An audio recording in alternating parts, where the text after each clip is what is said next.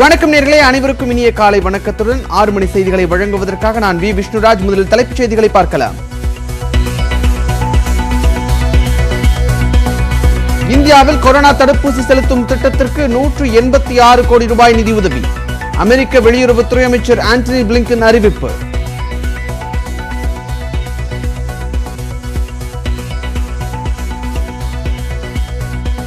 நிதி நெருக்கடிக்கு உள்ளாகும் வங்கிகளில் 5 லட்சம் ரூபாய் வரையான டெபாசிட்களுக்கு காப்பீட்டுத் தொகை. புதிய மசோதாவிற்கு மத்திய அமைச்சரவை ஒப்புதல்.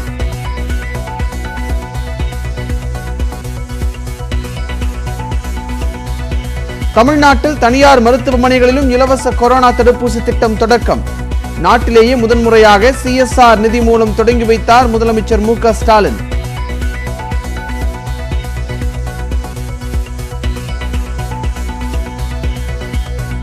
பெகாசஸ் விவகாரத்தில் மக்களவையில் காகிதங்களை கிழித்து எறிந்த எதிர்க்கட்சி உறுப்பினர்கள் தொடர் அமளி.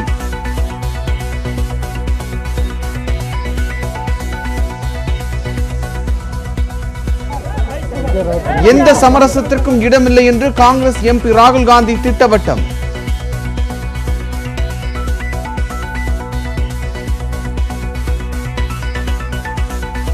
அதிமுகவில் ஆதிக்கம் செலுத்தவோ யாரும் கைப்பற்றவோ முடியாது. சசிகலா தினகரன் தொடர்பான கேள்விக்கு ஓ பன்னீர்செல்வம் காட்டமான பதில்.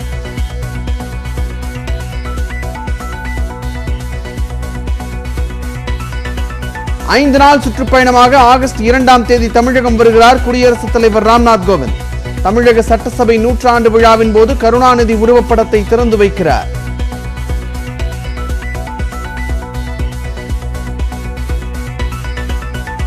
MBC பிரிவில் வன்னியர்களுக்கு 10.5% உள்ஒதுக்கீடு வழங்குவதற்கு எதிரான வழக்கு.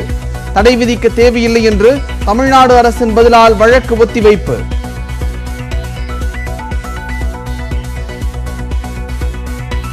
புதுச்சேரி ESI அலுவலகத்தில் CBI அதிகாரிகள் சோதனை. லஞ்சம் வாங்கிய போது கையும் களவுமாக சிக்கிய 2 அதிகாரிகள் கைது.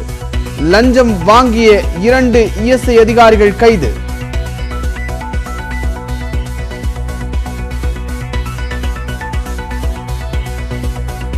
ஜம்மு காஷ்மீரில் மேக வெடிப்பால் கொட்டி தீர்த்த கனமழை.